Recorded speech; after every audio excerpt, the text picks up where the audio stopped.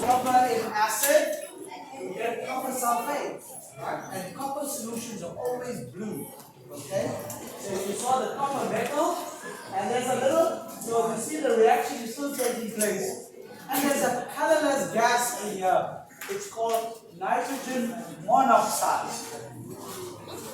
So NO is the colorless gas, and that is a very dangerous gas. So if we let out NO into the atmosphere, then it's going to form what we call radicals. And those radicals will damage our bodies. They will damage all the plastics, all the polymers, right? And they're very dangerous. So what happens is that the NO gets converted to NO2. It reacts with oxygen to form the brown gas. And that's a good thing, because then the NO2 is grabbed by bacteria in the atmosphere and it's converted to NO3, we call it nitrates, and nitrates become useful.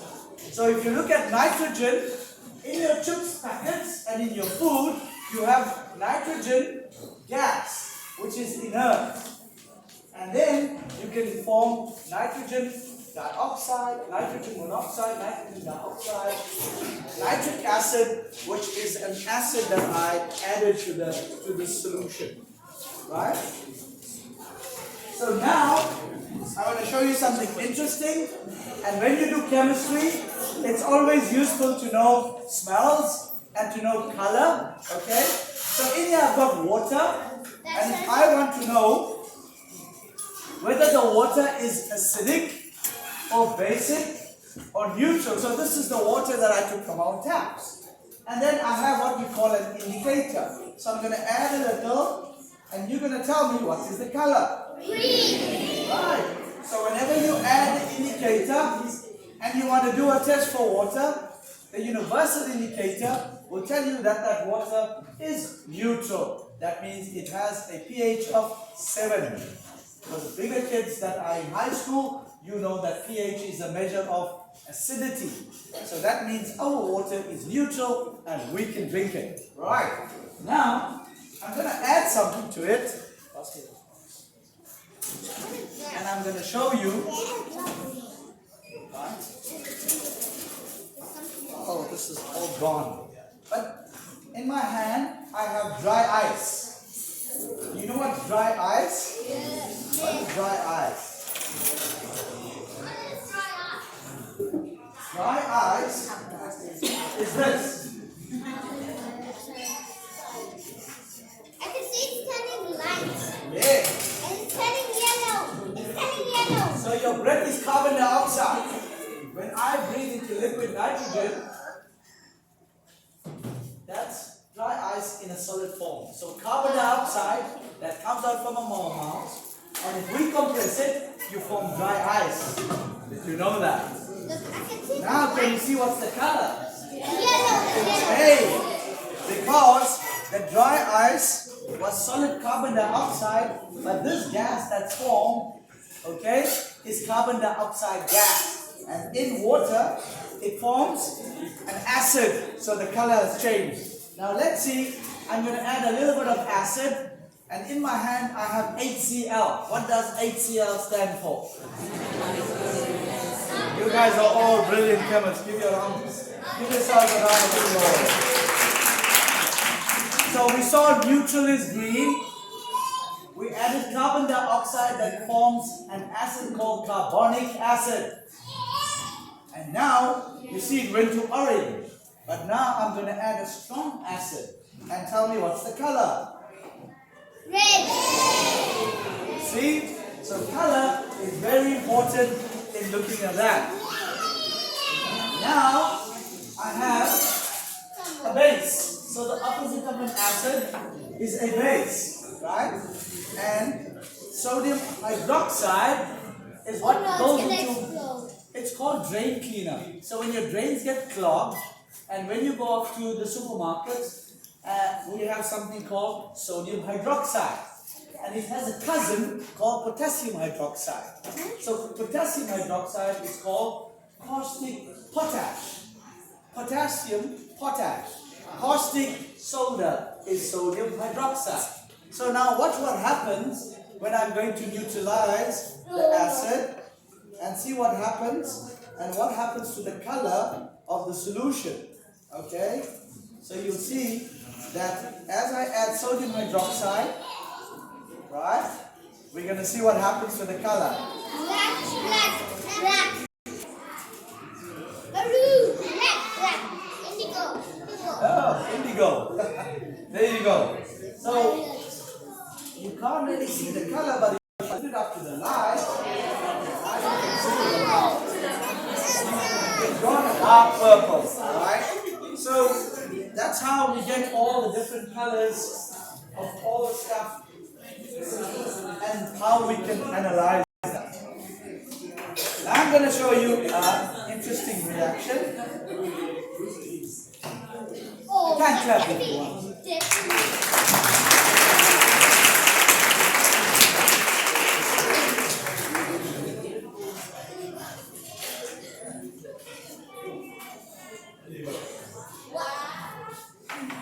Right.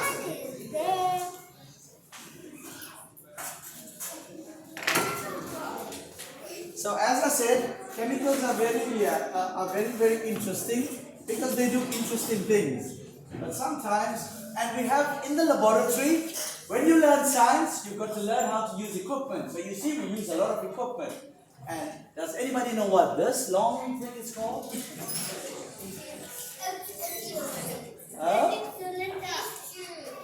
Tube. Measuring cylinder. Wow, that's good.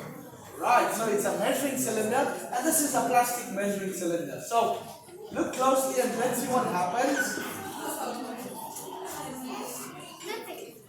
with this particular reaction. And there's going to be no gases, right? So we say,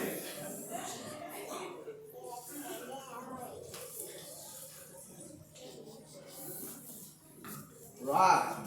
So I've got to.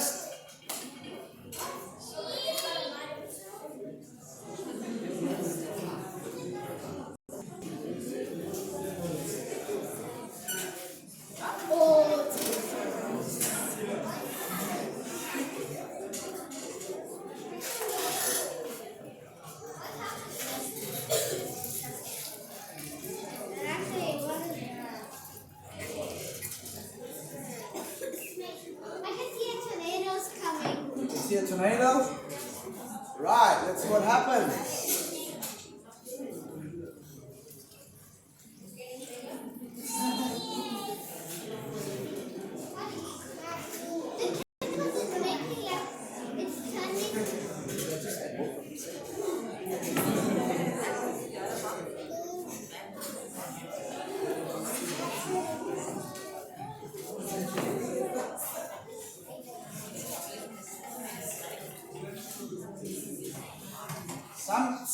Some of the reactions we've got to be a little patient.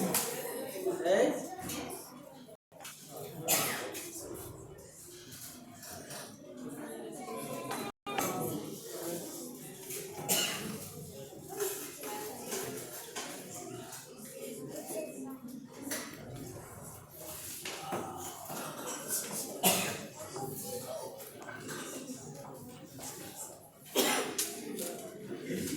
Okay, I'm going to try it again, alright?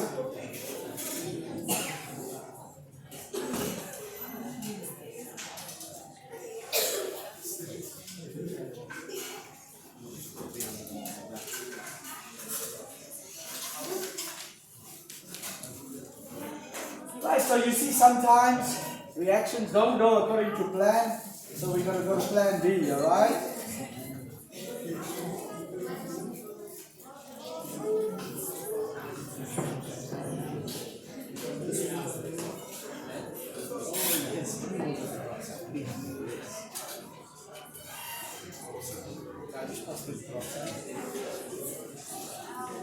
Guess what? I forgot to put something.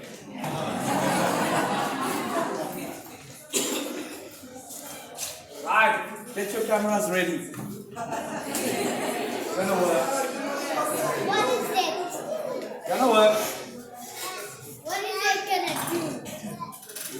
tell me.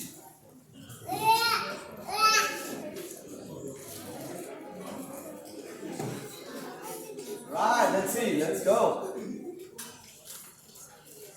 Oh, it's the orange. It's the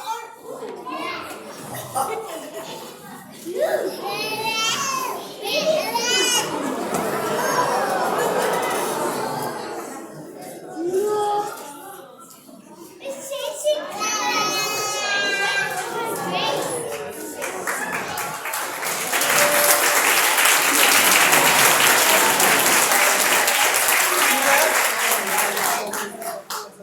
So this reaction is like a light going off and on, but it's called a pulsing reaction, right? And it's got to do with redox reactions that I can explain to maybe to the grade 11s, 12s, and the teachers, all right? It's a bit of a complex reaction, but it's a very nice reaction. Oh, I've just got a heater stirrer unit just to create the vortex so that it homogenizes quite well. So you can see it goes on, it keeps on pulsing. Alright, we call that a pulsing reaction.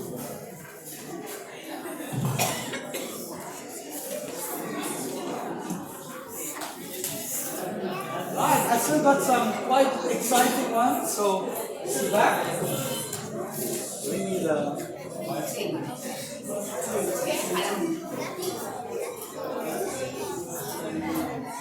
That was an awesome experiment.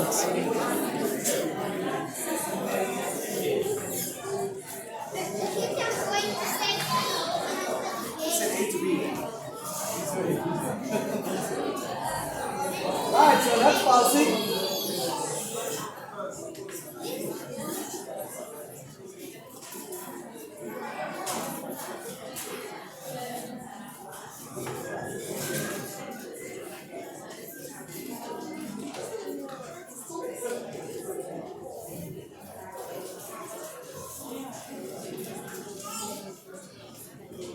What is that?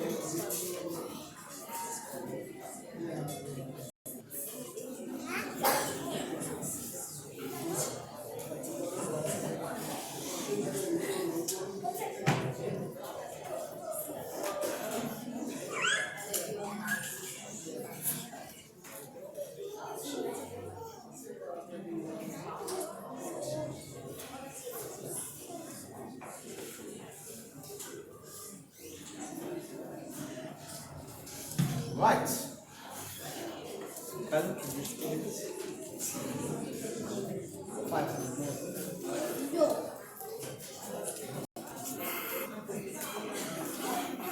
So coming up in the next one, I'm going to show you another reaction, quite an interesting one, alright?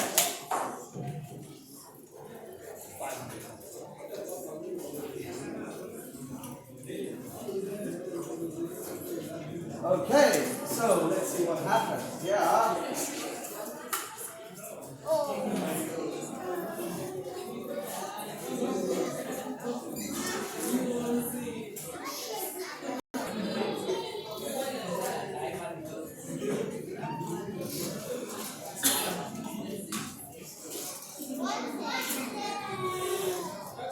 A lie, nothing's going to happen.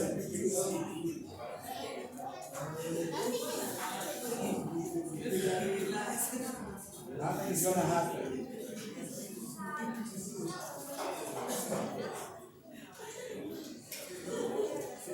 Yeah, the chemicals are not with him today, you know? It was the gas.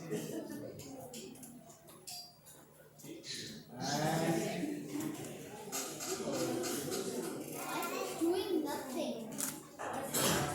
That is a good question. You see, this is when scientists really start learning, you know? It's Right, not you when have to things find go out why wrong. it did nothing. Why does it do nothing? So let's see why it did nothing. Maybe I thought too much.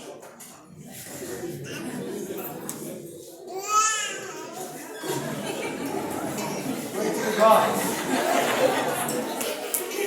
Maybe people need to clap a bit. Maybe it's hearing sensitive. I think, guys, please give this experiment a big round of applause.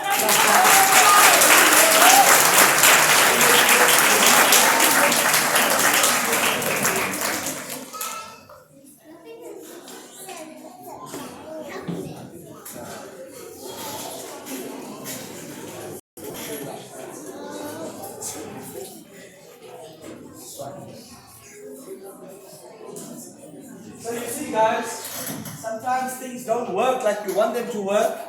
So we can always try again. And let's see how we can fix it up, right? But I must tell you something.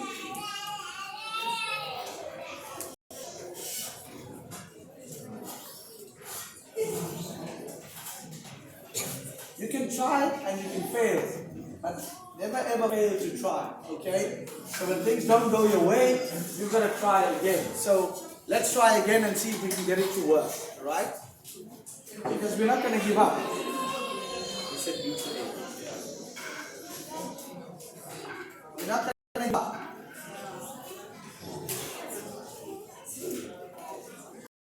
Alright.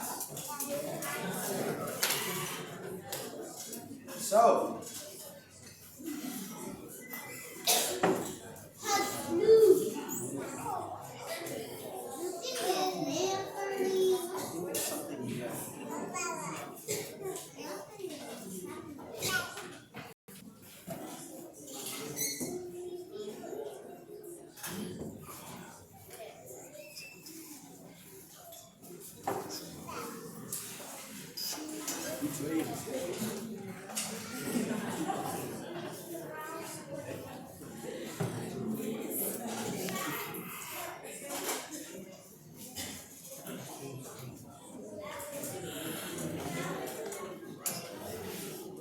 let's try now.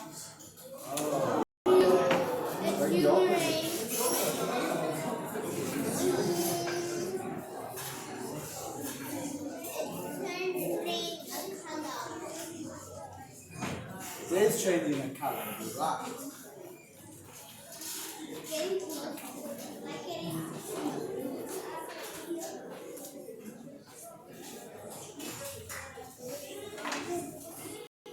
Sorry guys.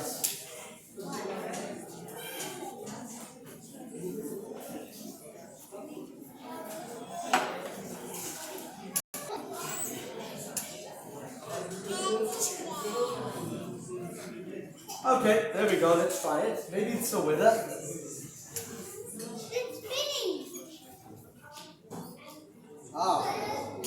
It went a bit too quick. But what we were supposed to see, just a blue color that formed, alright? So, generally with these particular reactions, it's called an ironing clock, and it turns blue at a fixed direction. But we leave that for now. Let me show you something quite interesting.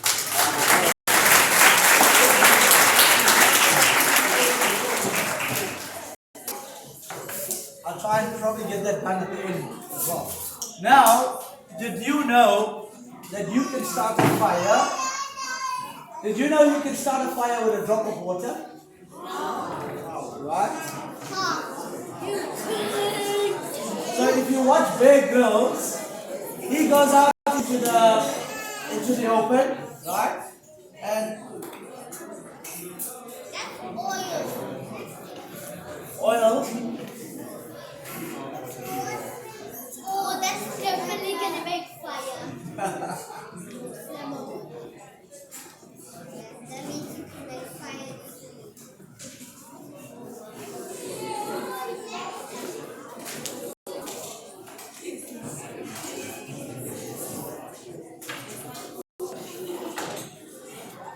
So now,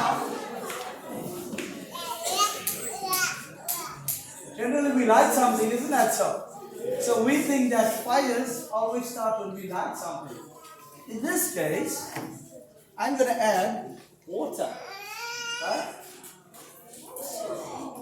So a drop of water is going to start a fire. Can you believe that? Yeah? I should say no.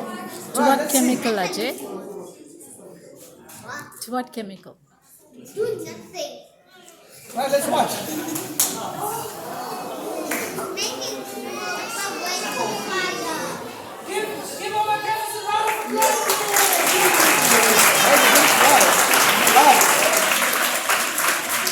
When the fire is lighting. That fire is going to start just now. 3, 2, 1. Calm down.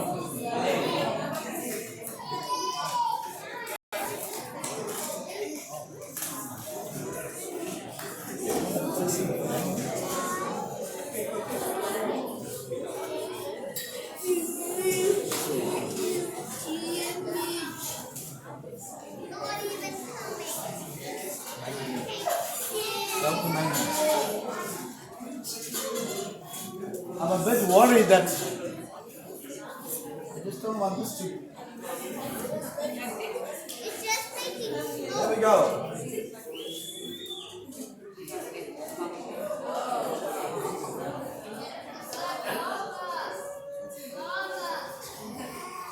Want some lava?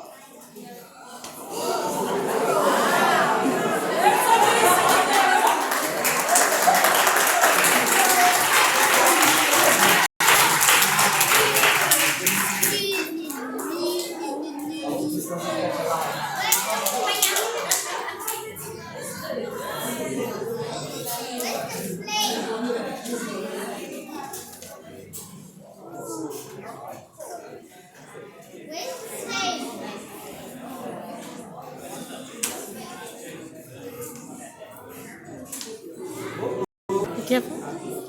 Oh, That was supposed to catch a light, alright? But I think I just put in maybe too much of. That's why it's just making smoke.